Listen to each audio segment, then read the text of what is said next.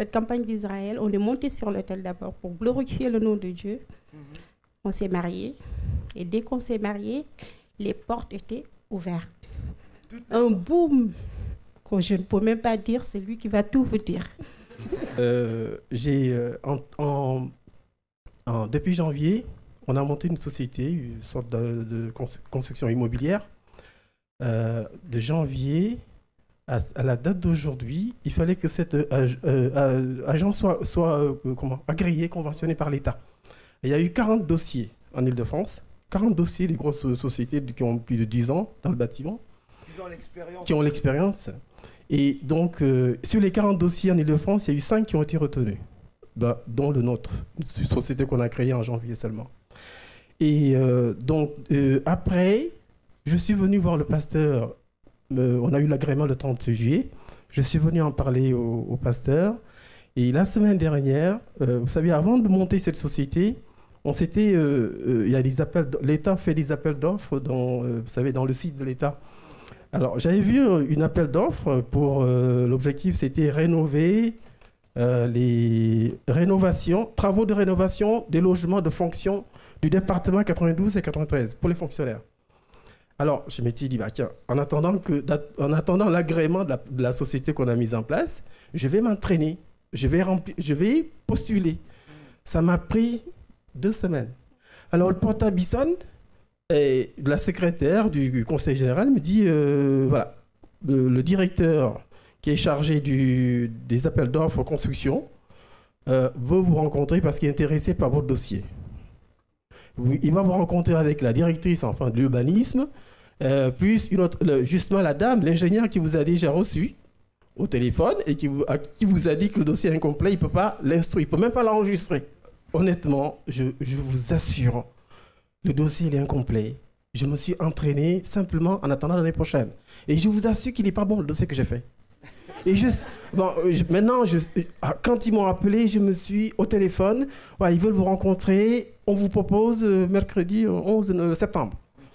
Alors, j'ai fini avec elle au téléphone et puis, bam, à genoux, dans mon au travail, je me suis mis à genoux. J'ai clamé. Alors, mais les gens me regardaient. Ils savent maintenant. Dès que je mets à genoux, ils savent.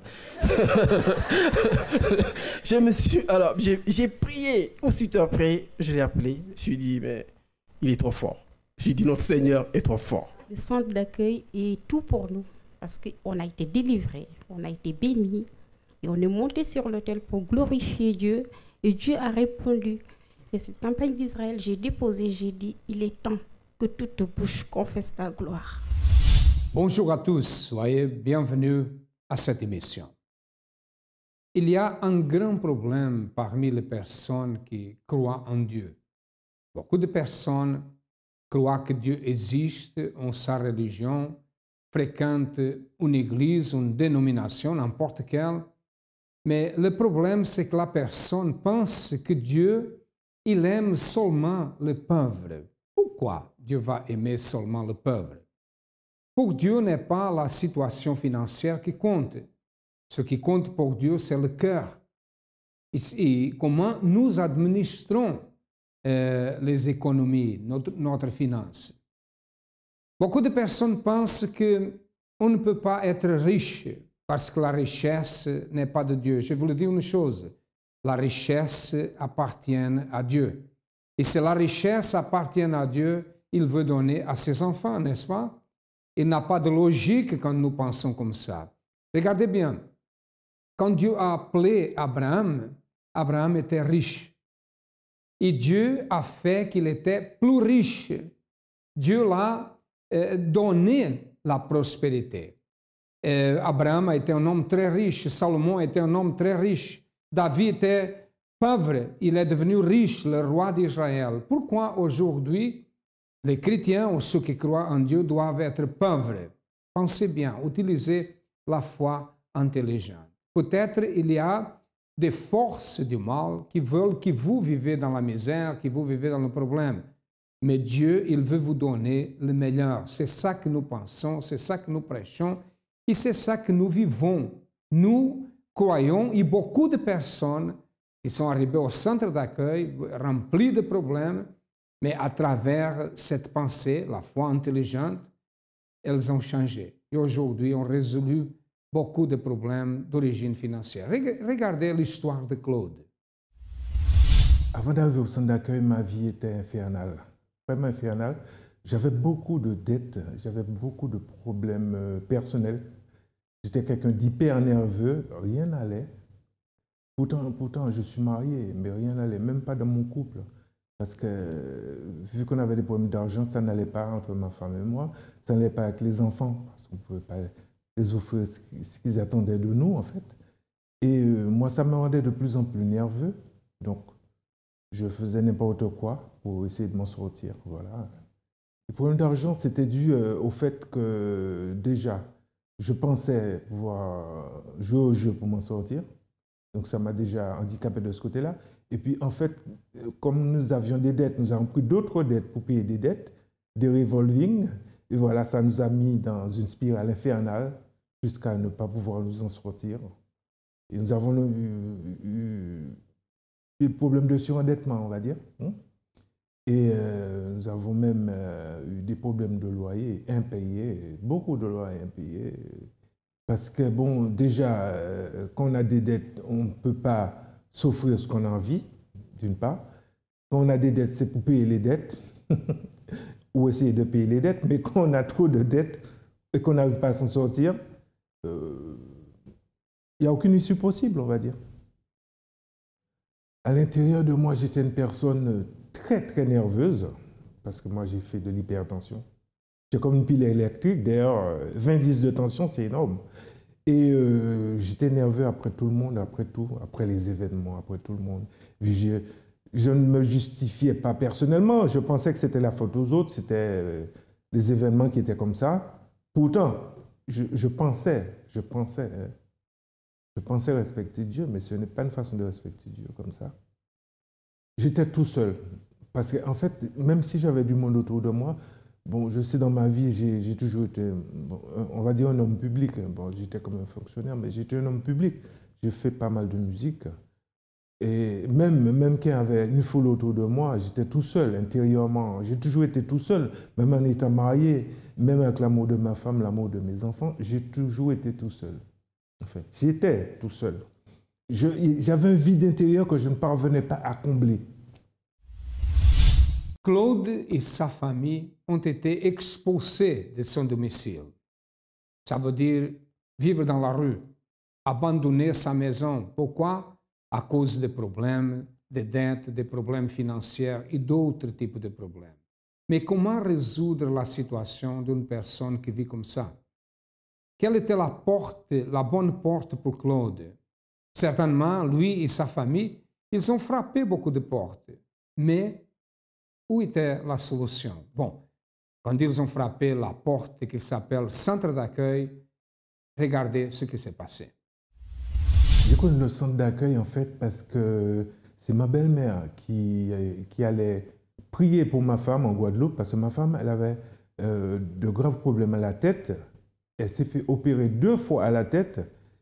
Et quand j'ai vu vraiment le résultat de la ferveur et le résultat qu'elle a eu, parce qu'elle est guérie maintenant, même les chirurgiens n'en reviennent pas comme elle a pu s'en sortir. Là, j'ai pu voir la puissance de Dieu. Et là, je me suis dit,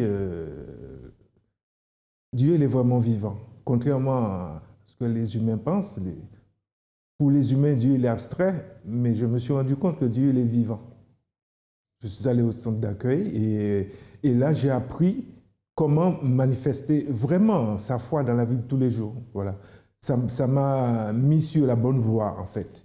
Quand je suis arrivé, j'ai pris comme attitude déjà pour me changer intérieurement. Parce que personnellement, je n'étais pas satisfait de moi-même. En plus, je n'avais même plus confiance en moi.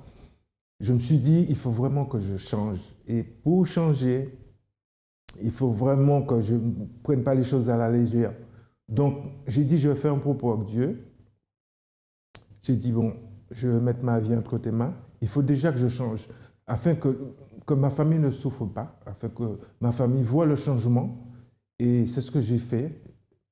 Je me suis lancé dans la première campagne d'Israël parce que je me souviens, je suis arrivé, ça devait être en été.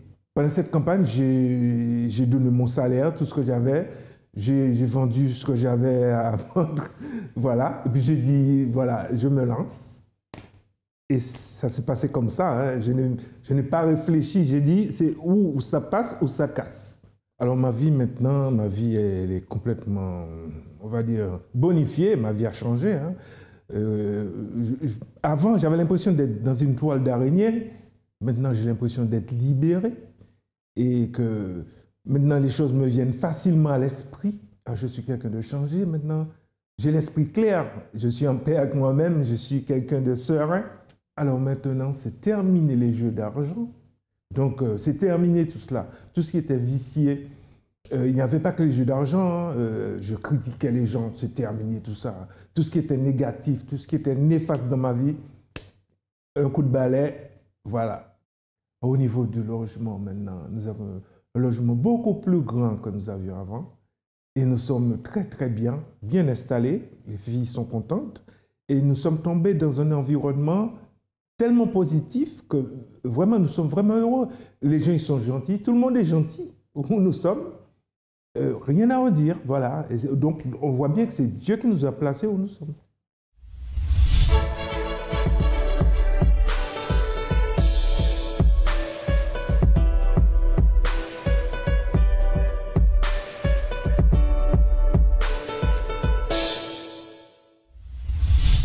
Aujourd'hui, Claude n'est plus vicié dans le jeu.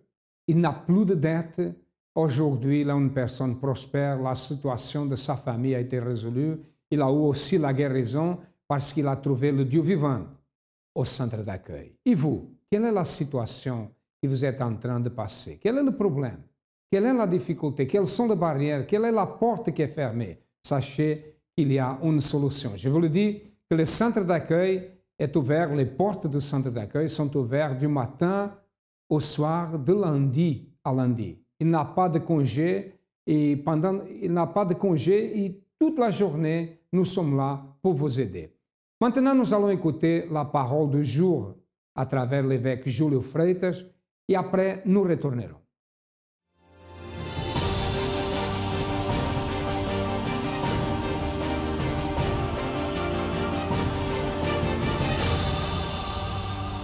De la ruine au succès, 152 enseignements pratiques, efficaces et intelligents. 152 jours de reconstruction. Et la 34e pierre pour que vous sortiez de la ruine, c'est sauver. Accompagnez avec moi le texte sacré dans le livre d'Actes des Apôtres, chapitre 2, verset 21. Lorsque le Saint-Esprit affirme « Alors quiconque invoquera le nom du Seigneur sera sauvé ». Ce n'est pas une demande d'aide vide sans que la réponse arrive. Non. C'est ceci, ce qui arrive dans ce monde physique injuste où nous vivons. Lorsque nous crions à l'aide à un Dieu qu'on ne connaît même pas, duquel on a seulement entendu parler, au sujet de qui on a créé une image d'éloignement et punition, que sont les dieux des religions. Mais le Dieu que nous connaissons, le Dieu de la Bible, le Dieu du centre d'accueil, le Dieu vivant, c'est celui-ci, celui qui sauve à n'importe quelle personne, qui invoque son nom. Et il ne fait pas de distinction ni montre de la préférence. Ce que Dieu fait question, c'est que votre foi soit intelligente, appuyée dans sa parole, et que vous soyez sincère. Sa préférence, c'est que vous soyez sincère. Si vous êtes sincère et vous utilisez votre foi, comme dit le texte sacré, alors vous allez l'invoquer indépendamment de votre passé, indépendamment de vos erreurs nombreuses, indépendamment que vous étiez une personne avec renommée ou inconnue de tout le monde. C'est une personne aimée ou rejetée, une personne analphabète ou une personne avec toutes sortes d'informations et diplômes, indépendamment que vous soyez une personne pauvre, économiquement parlant, ou une personne riche. Dieu, lorsqu'il voit dans la personne que lui invoque de la sincérité, lorsqu'il voit foi, alors il sauve. parce que le plaisir de Dieu étant pardonné, le plaisir de Dieu étant sauvé. Mais pour qu'il pardonne, il faut que la personne reconnaisse qu'elle a besoin de pardon. Pour que Dieu sauve quelqu'un, il faut que cette personne reconnaisse qu'elle est perdue. Et c'est pour cela que c'est écrit, et je vais relire chapitre 2, verset 21. « Alors quiconque invoquera, cela dépendra de votre décision, de ma décision. La réaction de Dieu est selon notre action. Invoquera le futur. Alors quiconque invoquera, c'est-à-dire Dieu ne fait pas d'acception, il n'y a pas de préférence pour lui. Il exige la foi. Et il préfère que vous et moi, nous soyons humbles. Car selon le Seigneur Jésus, Dieu cherche les humbles. Alors quiconque invoquera le nom du Seigneur sera sauvé. Le nom du Seigneur Jésus a reçu tout le pouvoir, toute autorité dans les cieux, dans la terre et sous la terre. En d'autres mots, le nom du Seigneur Jésus, qui est le nom du seul puissant et vivant Dieu, inconnu et méprisé par la plupart des êtres humains, c'est le Dieu vivant. Il a l'autorité dans les cieux.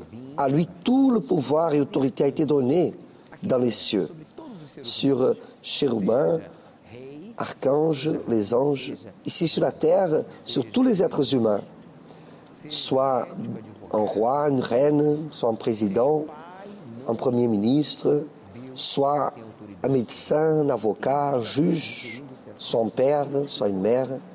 Dieu a l'autorité sur tous. Et sur la terre, quand on se réfère aux esprits qui ont été condamnés, qui ont été vaincus, car malheureusement sont rebellés contre Dieu. Et Dieu a créé l'enfer pas pour l'être humain, jamais, car Dieu a créé l'être humain à son image et à sa ressemblance. Dieu a fait l'être humain pour habiter avec lui pour toute l'éternité. Mais Dieu respecte le libre arbitre qu'il nous a accordé.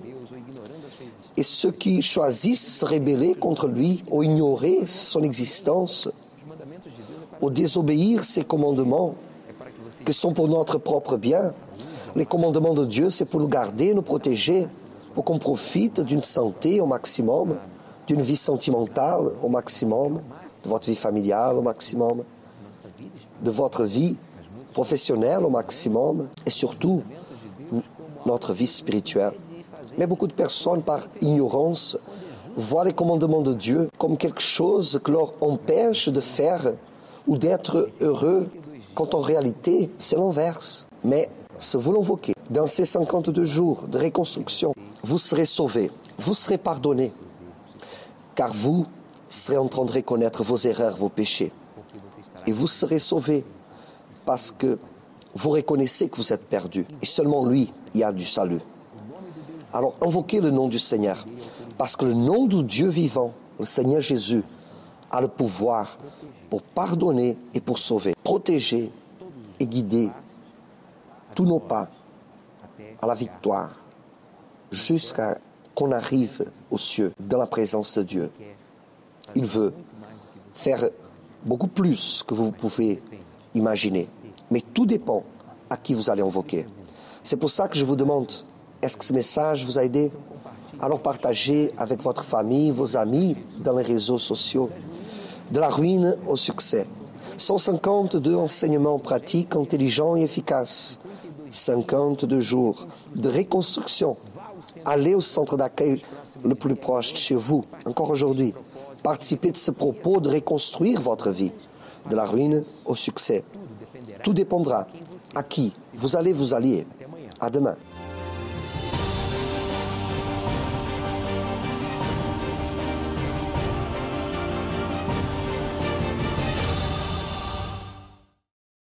Rosette était une personne qui avait beaucoup de problèmes. Elle cherchait chez le marabout la solution. Elle était très nerveuse.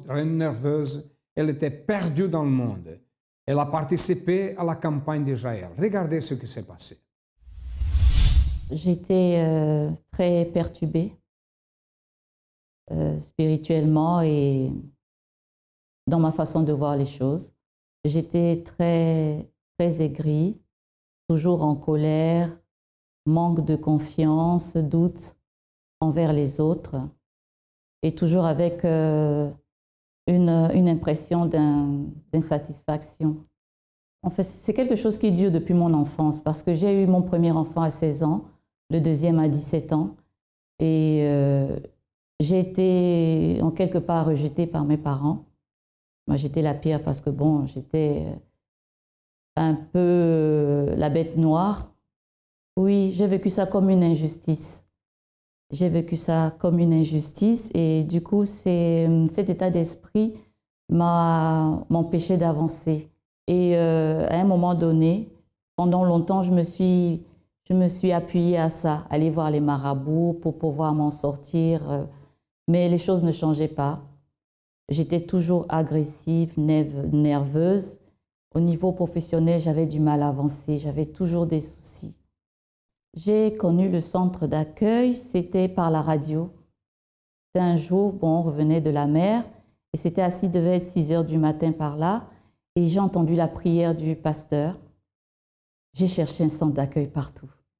J'ai été sur Internet, et j'ai eu l'adresse, et finalement, j'ai réussi à trouver l'église. J'ai été voir le pasteur qui était là et je lui ai dit que je viens pour prier. Et là, le pasteur a discuté avec moi, il m'a expliqué. Et depuis ce jour-là, je commençais à venir. Ma première campagne d'Israël, c'était pour une délivrance totale parce que je me sentais toujours vraiment emprisonnée. Et la deuxième, c'était pour le changement de la personnalité. C'est la campagne de Jacob. C'est les deux grandes campagnes, les deux sujets vraiment pour lesquels j'ai beaucoup prié. C'était mon intérieur, le changement. Ce que je voulais, c'était sortir tout ce mal-là, cette noirceur-là de mon intérieur, être une nouvelle personne. Le résultat de la campagne Israël, c'était mon mariage. Ça faisait 10 ans que j'étais avec mon mari, celui qui est maintenant mon mari. On n'avait jamais parlé de mariage. Après la campagne d'Israël, il m'a demandé en mariage. Le mariage s'est bien passé. Et après mon mariage, ça a été, je crois que c'était la porte qui était fermée que le Seigneur avait ouverte. Parce que c'est à partir de ce moment-là que j'ai pris conscience de beaucoup de choses et que je me suis vraiment efforcée de chercher ce qui n'allait pas en moi. Par rapport à mon passé, j'ai appris à oublier, parce qu'on apprend à oublier, on n'oublie pas comme ça. J'ai appris à oublier et avec les chaînes de prière, à pardonner à mon Père. J'ai été délivrée et je suis en train de manger les fruits de cette délivrance-là. Avec mes enfants, je suis en train d'apprendre à mieux me comporter. Parce que j'ai été une maman assez sévère. C'est vrai que mes enfants, ils ont tous réussi, mais à un moment donné, j'avais une petite méchanceté que je n'arrivais pas à contrôler. Alors qu'aujourd'hui, mon cœur est ouvert. Cette méchanceté, je ne l'ai plus. Le centre d'accueil est ma deuxième maman. Pourquoi je dis ça? Parce que j'ai eu une nouvelle éducation au centre d'accueil. J'ai réappris à vivre, en fait. Une année a exactement 52 semaines. Et cette année, qu'est-ce qui a changé dans votre vie? Tout a changé pour le meilleur ou pour le pire? Si votre réponse est pour le pire, alors le centre d'accueil est en train de consacrer, pour vous, 52 jours qui vont restaurer votre vie. Qu'est-ce qui a besoin d'être restauré dans votre vie? Votre famille, vos finances, votre santé, votre amour, votre vie spirituelle. Du 24 août au 15 octobre, 52 jours de reconstruction, de foi, de miracle, de persévérance et de recherche du Dieu vivant. Pour la restauration de vie de tous ceux qui croient. Nous ferons aussi 7 veillées, tous les vendredis, de 22h à 23h. Plus d'informations à travers notre ligne amie 24h au 01 53 35 85 12 ou à travers du site centredaccueil.net. Centre d'accueil, nous croyons en vous comme personne.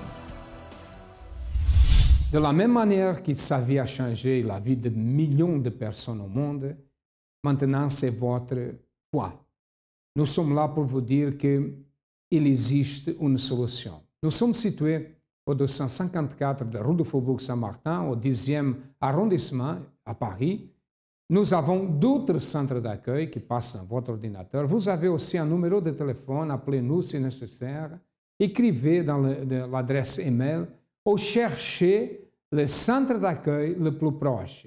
Et certainement, votre vie changera si vous croyez. Sachez que nous sommes là pour vous aider. À demain et que Dieu vous bénisse à tous abondamment.